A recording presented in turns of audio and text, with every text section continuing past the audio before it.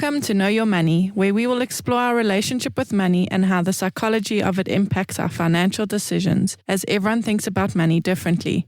In our podcast, we'll be presenting a variety of financial topics in an easy-to-understand way, which we hope will assist you with managing your money.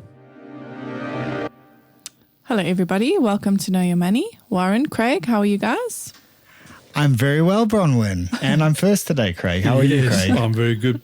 Warren, nice to see you. Brian, looking good today. Thank you, guys. I don't know who I'm supposed to say first. I can both see you itching to see who I'm going to say. Yeah, it's been a while since it was my turn, so I was hoping it would be. Awesome stuff. Okay, so we're still on the 7 relationships, and today is relationship number 6, which is saving. Closely related to 5? Keeping your... I think so. It's just a little bit different. We've always said you can either be a saver or a spender. So I think this one comes easily to quite a few people. And for what they called? The spenders, you can put boundaries in place to spend, like we said in the last episode, Craig, where debit orders. The debit orders automatically help you save. So it does become a little bit easier. But so there's some people that don't ever know how to save, I think. And I think that we've spoken about that in the past, about the Australian pension system there, that every single person has their own pension fund. You don't join a company fund, you have your own. Wherever you go, you have that money, your own pension. You have to put money in that fund, whether you work at a company or for yourself, and you can't touch it until you're 65 years old. So that's to me, that's the growing one. Okay. That's the forced growing funds. But that definitely has changed the wealth in Australia, and it could change the wealth in South Africa if we had that here. A forced saving, because people generally... In this room, there's 2 spenders and 1 saver. So that's got to take it out into the bigger picture as well. Yeah. Yeah. And I think just to comment on that Australian one, it ultimately will take pressure off the youth and their social benefit system for the elderly. Completely. Because that's a big problem in the UK. That, the social benefits, the government benefits, is the bill keeps getting bigger and bigger every year because people live longer. And also, you don't think about that. I think in that you don't think about your future self. You don't think about those things. I was actually thinking during one of the episodes we did recently, where I thought, if I could go back, knowing what I know, having done this podcast for a while with you guys, when I was 20, I would have just put a little bit away, not even into a money market for the moment. Just be smart enough to get into the habit of having a savings account. Yeah. Because I think, right, I'm 37 now. Imagine what 17 years worth of compound interest would be like. Incredible. But that's exactly it. And that's why we're trying to bring this out into the market. I feel like a lot of financial planning is like you go to your financial advisor and what's the best return that you can give me and how can I get the best?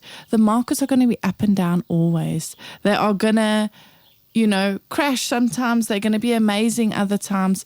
The thing that matters the most is your consistency and time. 100%. Craig always says it. It's time. 100%. And I feel like if you take these 7 relationships and put time or energy into each of them, doesn't matter what age you are. If you do this now at 37, at 65, you're going to be grateful that you did it today.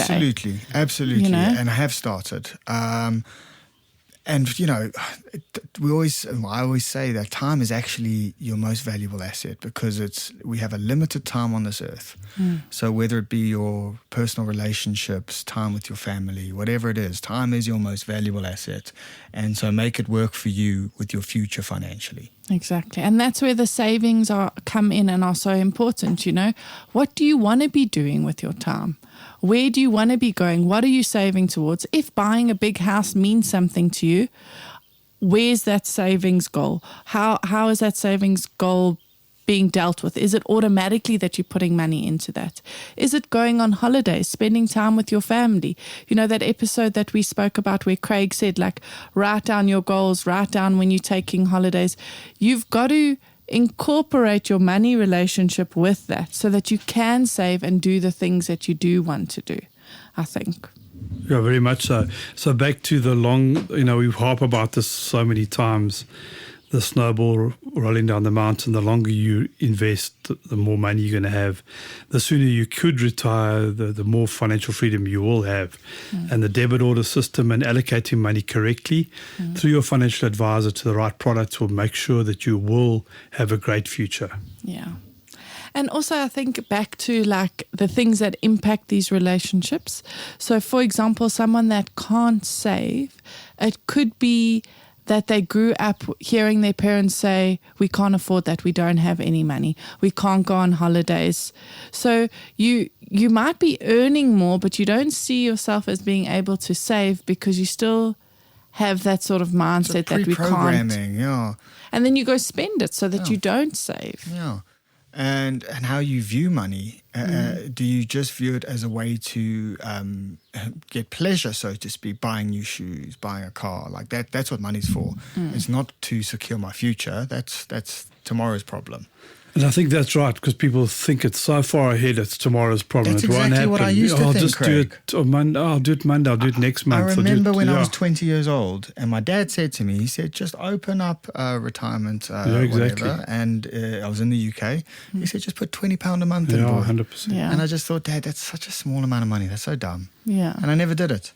I think But if I we, imagine how much I'd have now. I think if we learnt a subject called compound interest at school, Yeah. literally, and got it drummed in our head for the 5 years of high school, never mind algebra and that, we would have, it would have been far more beneficial to all of us. I agree. And and like you've said as well, I know Craig said, and Bronwyn, you find it hard to not spend. So there are ways to save that don't kill you. Exactly. But again, like, what is savings to you? Where does that fit in? What does that feel like? What does that bring up? And just figure that out. I think we're very lucky when it comes to like the automation that you can just automatically put that debit order.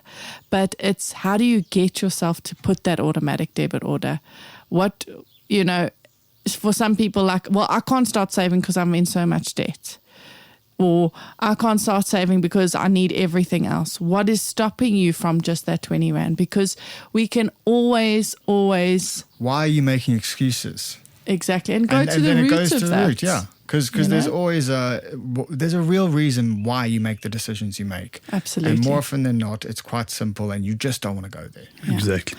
It's like the car. Like, I want to buy this car so I can afford to spend 4,000 Rand a month. Then that debit order stops. That debit order for some people didn't now go into savings. It just disappeared, and now all of a sudden you're living at your means again. And it's why. And why are you living at your roots. means? What part of your childhood was the programming to do so? What happened in your life? Yeah. Yeah. Awesome stuff. Great. I think we did that one. Yes, thank you. Thanks, one down. guys. Have Thank a good you. one. You too. Cheers, everybody. Bye. Thank you for listening. If you have enjoyed this podcast, would like to subscribe, please visit our website, www.growthfp.co.za. The information we have provided in this podcast is our personal opinion.